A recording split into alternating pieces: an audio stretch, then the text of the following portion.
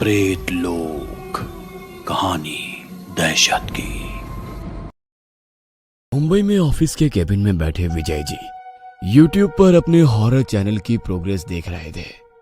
Progress वैसे तो काफी अच्छी थी, मगर कंपैरेटिवली बढ़ने के बजाय थोड़ी कम हो गई थी। चिंतित हो उन्होंने अपने चैनल की स्टोरी राइटर विनीता को फोन लगाया। विनीता जी, वैसे तो स्टोरी बहुत अच्छी है, मगर व्यू थोड़े कम आ रहे हैं, हमें कुछ सोचना पड़ेगा। आपकी बात तो सही है, मैं अपनी तरफ से और इम्प्रूव करने की कोशिश करती हूँ। आप बाकी लोगों से बात कर देखो, उन लोगों का क्या सजेशन है। मैंने बात की थी, सब लोग बोल रहे हैं नरेशन से ज्यादा डायलॉग बेस्ड स्टोरी होनी चाहिए, और YouTube पर आजकल रियल स्टोरी ज्यादा ट्रेंड कर रही है। क्यों ना हम लोग हॉरर के लिए रियल स्टोरी की तरफ जाएं? Real story? हाँ, रियल स्टोरी, जैसे भानगढ़, कुलधारा या फिर पुणे का शनिवार वाड़ा। आप शनिवार वाड़ा पर कोई स्टोरी लिखिए ना। शनिवार वाड़ा के बारे में कुछ सुना तो है, मगर ज्यादा कुछ नहीं पता है। आप गूगल पर उसकी स्टोरी सर्च कर लीजिए, या फिर बेहतर यही रहेगा कि आप खुद शनिवार वाड़ा जाकर देखिए, लोगों से मिलिए, फिर स्टोरी लिखना। स्टोरी काल्पनिक नहीं, मुझे रियल चाहिए।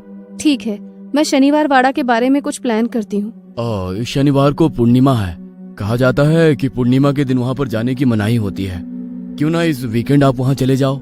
विजय जी से बात करने के बाद विनीता अपनी स्टोरी की तैयारी करने के लिए लग जाती है। सबसे पहले वो गूगल पर शनिवार वाड़ा के बारे में जानकारी निकालने लगती है। शनिवार वाड़ा का निर्माण पेशवा बाजीराव प्रथम ने करवाया था। वह मराठा साम्राज्य छत्रपति शाहू महाराज के अधीन एक सेनापति थे। गूगल से और भी सारी जानकारी लेकर विनीता अपने कलीग श्रद्धा के साथ मुंबई से पुणे के लिए निकल गई। विनीता, मैंने सुना है शनिवार वाड़ा बनने के 85 सालों तक पेशवा का अधिकार रहा था, मगर उसके बाद फिर अंग्रेजों ने अधिकार जमा लिया। हाँ, सही सुना है। क्या वहाँ पर सच में कोई आत्मा रहती है? हाँ, अगर गूगल की मानो तो वहाँ पर 18 वर्षीय नारायण राव की आत्मा है, जो हर पूनम को मदद के लिए आवाज लगाती है। कई लोगों ने उसकी आवाज सुनने का दावा किया है। पूनम, वो तो आज ही है। इसका मतलब यदि लोगों की कही हुई बात सच होगी, तो सच में हमारा सामना नारायण राव की आत्मा से होगा। आत्मा से सामना होगा या नहीं वो तो नहीं पता, मगर इतना जरूर पता है कि वो महल अपने अंदर कई सारे रहस्यों को छुपाए हुए है। कई लोगों ने नारायण राव के आखिरी शब्दों को सुना है। आखिरी शब्द? सिंहासन की लड़ाई में किसी ने धोखे से नारायण राव को मार दिया था। नारायण राव खुद को बचाने के लिए अपने काका को बुला रहे थे। उनके आखिरी शब्द थे, काका म्हाला बचाव। कहा जाता है आज भी कई लोगों ने पूर्णिमा की रात को नारायण राव की आवाज को सुना है। मतलब नारायण राव की आत्मा खुद को मिले धोखे के कारण भटक रही है। हाँ, शायद। इस महल के बारे में एक और कहानी है। 1828 में इस महल में भयंकर आग लगी थी, जो 7 दिनों तक जलती रही थी। उस आग के कारण महल का बहुत सा हिस्सा प्रभावित हो गया था, मगर आज तक उस आग के लगने के बारे में कुछ पता नहीं चला। शनिवार वाड़ा के बारे में जितना सुना था, ये तो उससे भी ज्यादा रहस्यमय लग रहा है। वो तो वहीं जाकर पता लगेगा।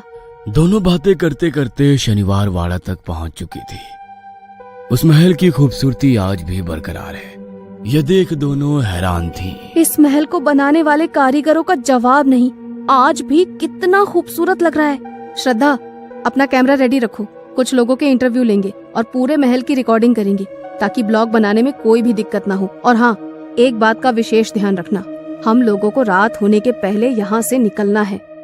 दोनों बातें करती हुई शनिवार वाड़ा महल के भीतर दाखिल हो गई। श्रद्धा महल को रिकॉर्ड कर रही थी और विनीता लोगों से बातें करते हुए जरूरी बातें अपनी डायरी में नोट करती जा रही थी। श्रद्धा रिकॉर्डिंग करते हुए महल के पुराने हिस्से में आ गई थी, जो जलने के बाद थोड़ा सा नष्ट हो गया था। वहां पर श्रद्धा को कोई परछाई नजर आ रही थी। श्रद्धा सम्मोहित हो रिकॉर्डिंग करते हुए उस परछाई के पीछे पीछे जाने लगी। वहां पर उस समय कोई भी नहीं था। श्रद्धा को अपना होश नहीं था। तभी उसे अपने कंधे पर किसी के हाथ के होने का एहसास हुआ, जो बहुत गर्म था। वह तेजी से चीखती हुई पलटी तो सामने विनीता खड़ी थी। क्या हुआ? यहाँ अकेले क्या कर रही हो? वो वहाँ पर देखो। वहाँ पर क्या? वहाँ पर अभी कोई था। श्रद्धा, वो कोई टूरिस्ट होगा, मगर तुम यहाँ अकेले मत घूमो। यहाँ के बारे में हमें जितनी जानकारी इकट्ठा हो सकती है इकट्ठा कर करके यहाँ से जल्दी निकल जाएंगे। वैसे भी बहुत बड़ा महल है, घूमते हुए टाइम लग जाएगा, इसीलिए नो नेगेटिव थॉट्स, ओके? और हाँ, मुझसे ज्यादा दूर मत जाना, मेरे आसपास ही रहना। हम दोनों साथ में रहेंगे तो ठीक रहेंगे। ओके। बोलते हुए श्रद्धा कुछ फोटोज लेने लगी। अचानक उसे कैमरे में से एक दीवार पर खून के धब्बे ताजे नजर आ रहे थे। खून बह रहा था। कैमरा हटाकर जैसे ही उसने दीवार की तरफ देखने लगी तो वहां पर कोई धब्बा नहीं था। श्रद्धा को लगा कि ये उसके मन का वहम होगा, मगर फिर भी वो तुरंत विनीता के पास जाकर खड़ी हो गई। विनीता किसी से बात कर रही थी। तभी श्रद्धा को विनीता के पीछे एक मराठा सैनिक नजर आने लगा। वो अपनी लाल आंखों से श्रद्धा की तरफ ही घूर रहा था। श्रद्धा डर के मारे पीछे की तरफ हटने लगी और वो पीछे हटते हुए एक दीवार से जाकर टकरा गई। दीवार एक गुप्त कमरे का दरवाजा था। श्रद्धा उस दीवार से कमरे के भीतर दाखिल हो गई। कमरे में चारों ओर अंधेरा था। उसे बाहर निकलने का कोई रास्ता नजर नहीं आ रहा था। वह वहीं से विनीता को आवाज देने लगी। विनीता, कहाँ हो तुम?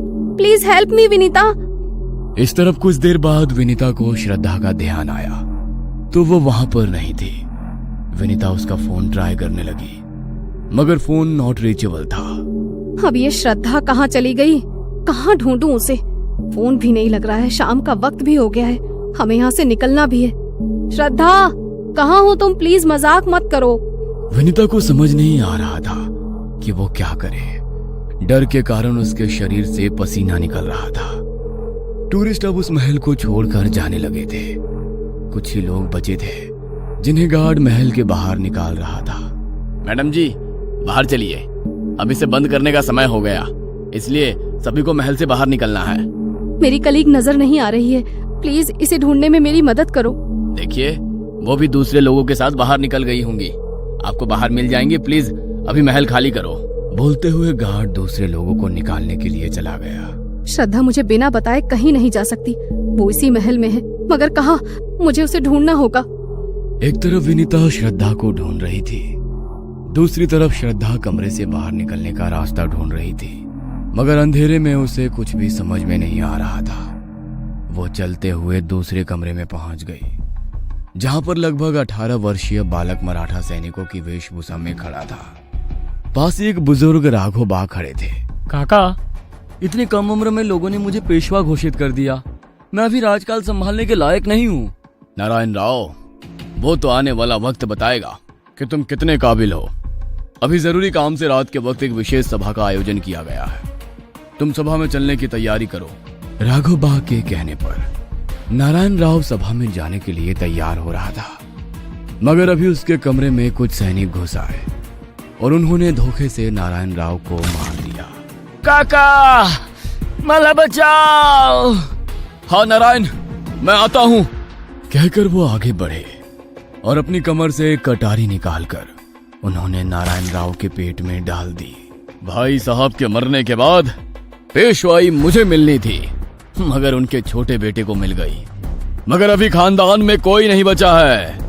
आज से मराठा साम्राज्य का पेशवा मैं हूँ, राघोबा। नारायण जो दर्द के कारण बेसुध था, राघोबा की बात सुनकर गुस्से में बोला, आपने इस महल, इस पेशवाई के लिए मुझे मारा है, मगर मेरे बाद अब सिंहासन पर कोई नहीं बैठेगा।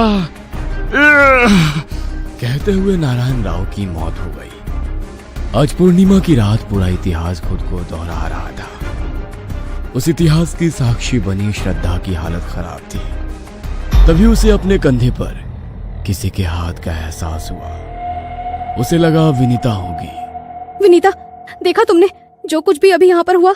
हाँ। कहते हुए वो जैसे ही पलटी, सामने नारायण राव खड़ा था। मैंने कहा था ना, इस महल में कोई नहीं रुक सकता, मगर अब तुम सब सारी सच्चाई जान चुकी हो। तुम्हें ये सारी सच्चाई लोगों को बतानी होगी। कहते हुए नारायण राव से अदृश्य हो गया। महल के बाहर खड़ी विनीता सुबह होने का इंतजार कर रही थी ताकि श्रद्धा को ढूंढ सके। सुबह सिक्योरिटी के बाहर बार मना करने के बावजूद विनीता पूरे महल में श्रद्धा को ढूंढ रही थी। महल के आखिरी कोने में उसे श्रद्धा बेहोश मिली। थैंक गॉड श्रद्धा, तुम सही सलामत हो, मैं डर गई थी। कहते हुए वो श्रद्धा को होश में लाने की कोशिश करने लगी। होश होश में आने के बाद श्रद्धा के चेहरे पर डर साफ नजर आ रहा था। श्रद्धा, तुम अचानक से कहाँ चली गई थी? मैं सारी रात शनिवार वाड़ा के बाहर खड़े होकर तुम्हारा इंतजार कर रही थी।